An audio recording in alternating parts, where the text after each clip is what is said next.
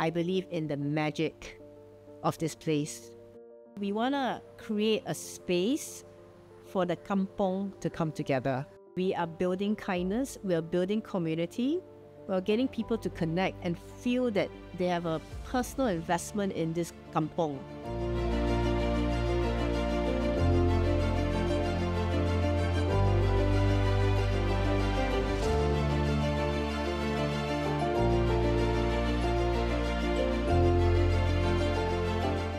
Hi, my name is Wong K and live at Block 2, Holland Avenue since 1996, January 30th. That makes it now 28 years.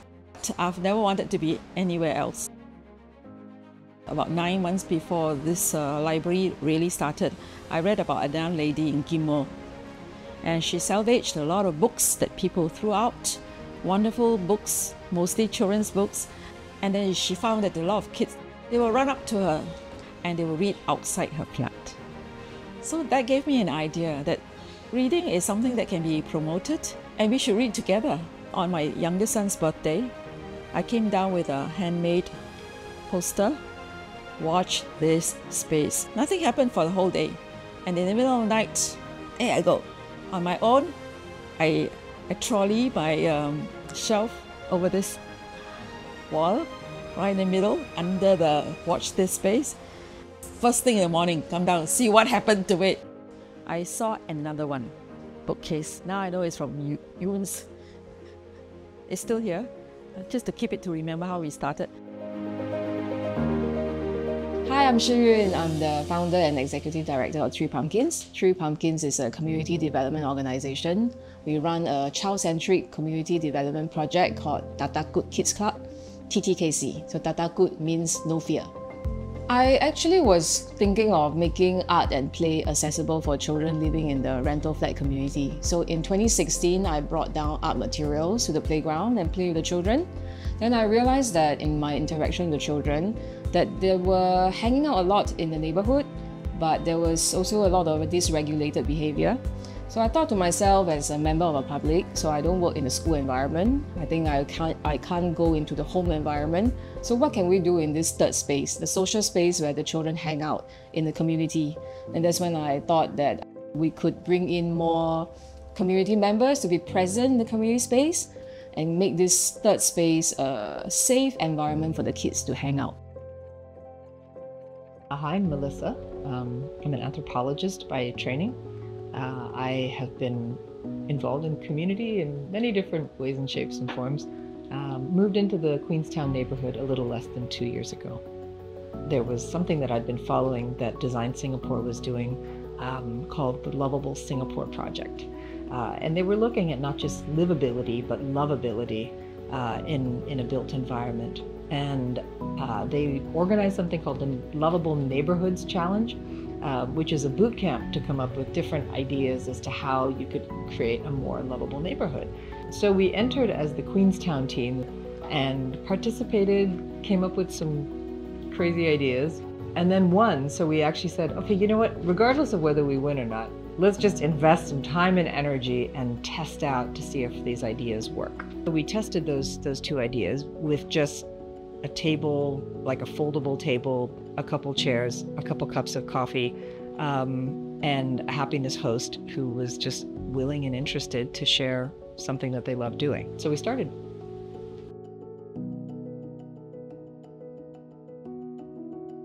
We welcome people from all walks of life. Really, it's an inclusive neighborhood, and the aunties that used to sit out there to chat, I would just push them in here. I was like, why can't you come in here to chat? If I have the time, I'll just do whatever I can do. Tidy up, clean up, you know, and there's no duty roster. So if it rains, okay, instead of just waiting for the rain to come, we'll just put down the blinds. Like I will put down the blinds, and then we have a group chat. So we'll just say that, okay, the rain is coming, I've put down the blinds already, so that the rest don't have to come running down. I happened to rent a room in a flat here at the Block 30A. And one way, when I was coming back from work, I stumbled upon the library. I saw the word guitar. I ended up using the guitar here to practice. Honestly, I think I could have moved to another place, but I decided to stay in Holland Village because of the little library as well.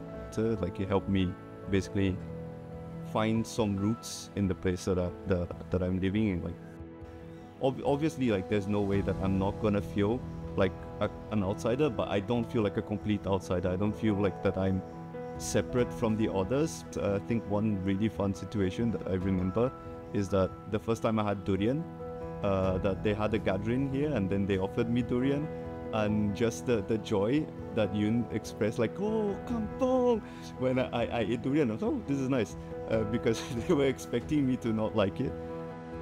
My name is Jack, and I'm actually known as the Midnight Gardener. Along the way, well, Yun roped me in.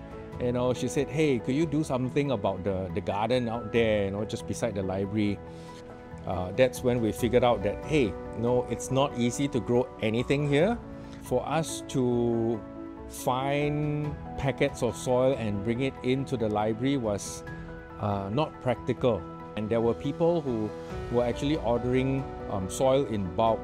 So I hitched on and I ordered like 2 tons of soil.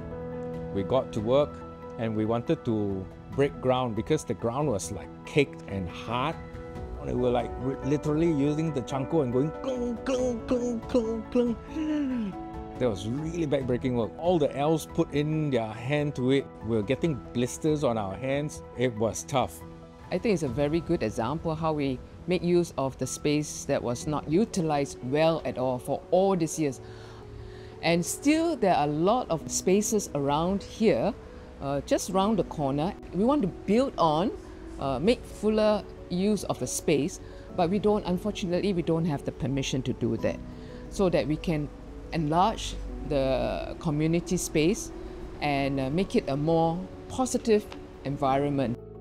Make sure the library is safe, and even in the middle of the night, they call me a revolving cameraman.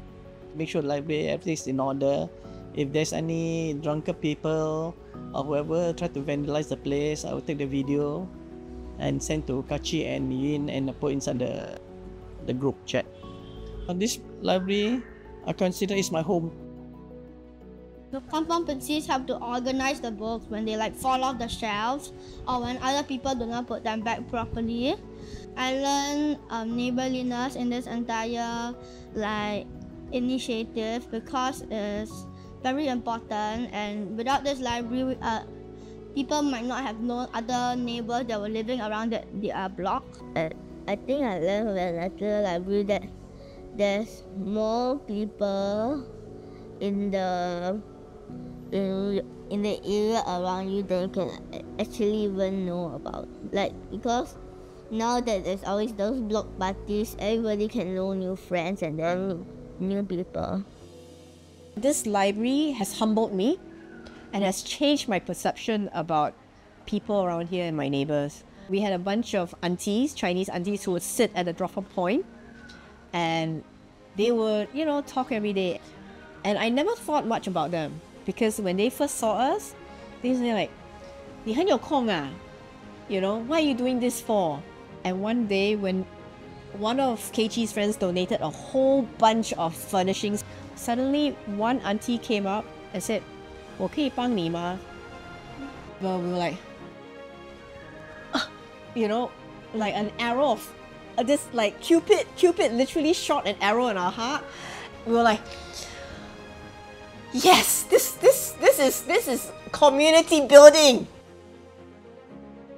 This magical library is that not only has it changed the community, it's made it more open, more fun, more cheeky, more connected. A bit shy to say this, but me, a couple of years ago, wasn't a very nice person. Okay, I was kind of bitchy and judgy and very arrogant. This library has actually humbled me in many ways. Every time I come here and I think like, hey, I know everything, I realize that I don't know everything. And it's a very good reality check on me, especially when I'm trying to become a better human being.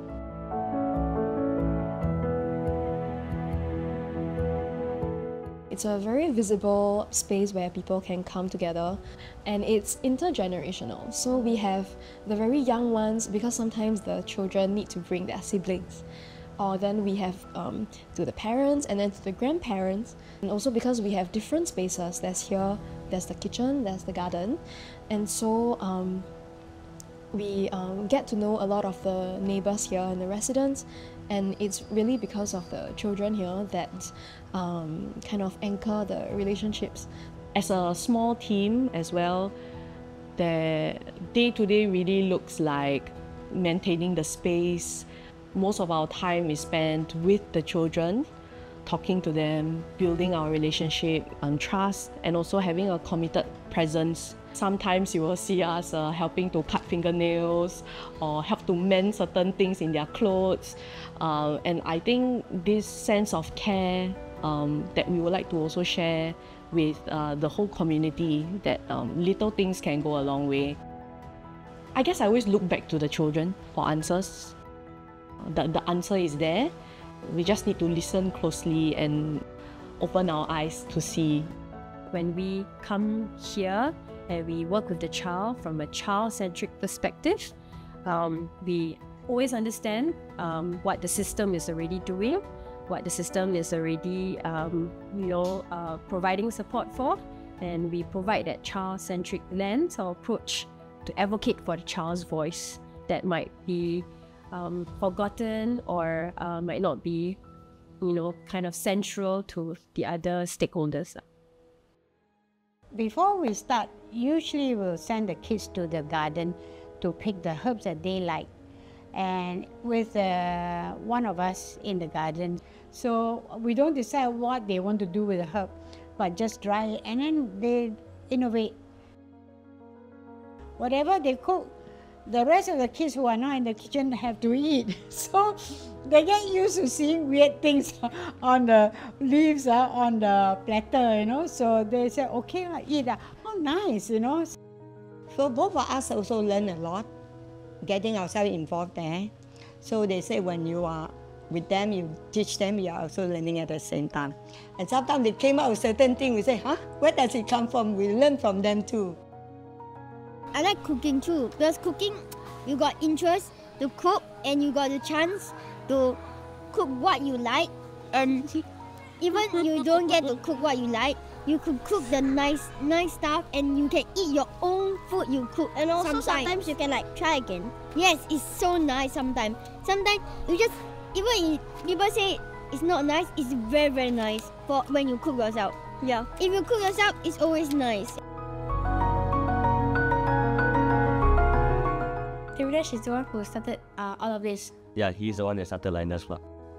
I was practicing on top with the box lining, and teacher Lin asked me, by myself, I say, would you like to have a line dance club? I say, sure. I put my profile picture as a line dancer. Then my father noticed it, and he texted me. He told me that it's not good being a line dancer, as it is not good for our religion. Then I told my mom, then she told me, if this is what you like, just continue. We as line dancers, we don't want to instill the attitude of telling people that we are showing off. We just want to, we do want to make them happy, and we also want them to understand that we have took time and effort to really understand the culture and understand the true traditional flow of what line dancing really is. So many of the children want to express their creativities in different ways, and I try to help them and make their creative dreams come to life. We are here almost every day. It's like another friend who they can talk to, because I think as kids we might find it harder to talk to adults at times, because TDKC has been such a significant presence, right? I think when they grow up they'll be like, I used to be at this place called TDKC when I was younger. Yeah, they'll tell their kids there was this place, haha, now it's not here. Then the kids will be like, what? So of course it must still be here, right? Yes. I hope Miss Lin hears this, yeah?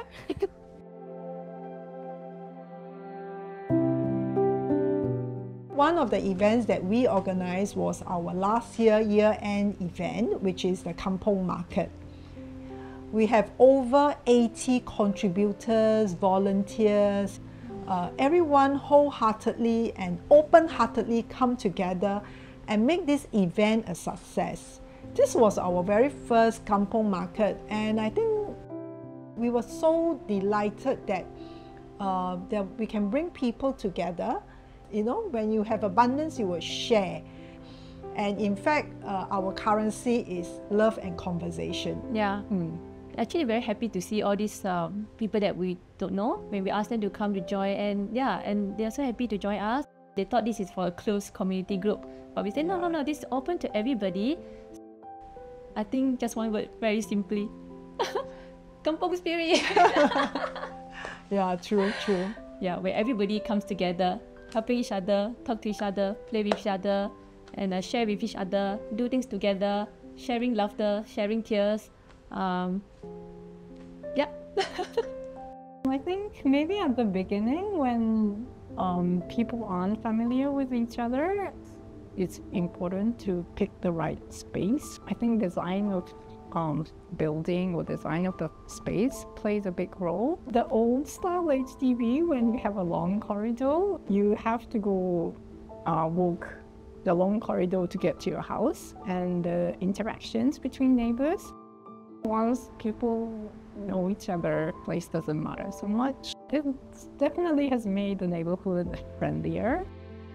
Because we want to continue this initiative for many more years to come. And I feel like I'm kind of important in that because I'm the youngest. I learned some socializing skills, like interacting with people all around me. It's really interesting to know all the diverse community we have, all the struggles people have. And then it also helps me in my networking because I get to know a lot of people with a lot of experience, which I can go to for help. I've always advocated that anything we want to do, right, I think build it up with a clear objective, right, build it up small, right, so that we don't get daunted along the way. If we can get Queenstown Kaki, this group here, right, up and running, right, in a nice organic manner, wouldn't it be beautiful if we can port it over all over the island? I think challenges are only overcome with commitment to your purpose. And oftentimes it's you know, whether it's inconvenience or whether it's fear. I took down the gates around the house so it's fairly open and accessible, and made it sort of like low seating and things like that. You know, even with not optimal conditions that we have here, I think people came because space has become lovable because of people. We're actually finding out what is means by being a good teacher in the community. So in school, a teacher is someone whose curriculum is actually about exam preparation. But in TTKC, the curriculum is the child. So if a child is disrupting a program, actually we are focusing on that behavior and giving attention to a child to understand with him or her why they have this behavior, what is causing this, and how they can regulate themselves better. So we don't see it as a disruption to the curriculum because curriculum is the child. So I think this is how we exhibit care to everyone in the community, because we don't see people as, you know, they are here because of a program delivery. The program are the people themselves. There were people who were out of good intentions. Who's going to pay you? What if people take away your things? Or this is not going to work because the other places they didn't work. But if you feel strongly like this, which I did, I won't say I have 100% conviction, I'm not that strong, but I feel something is right, just do it.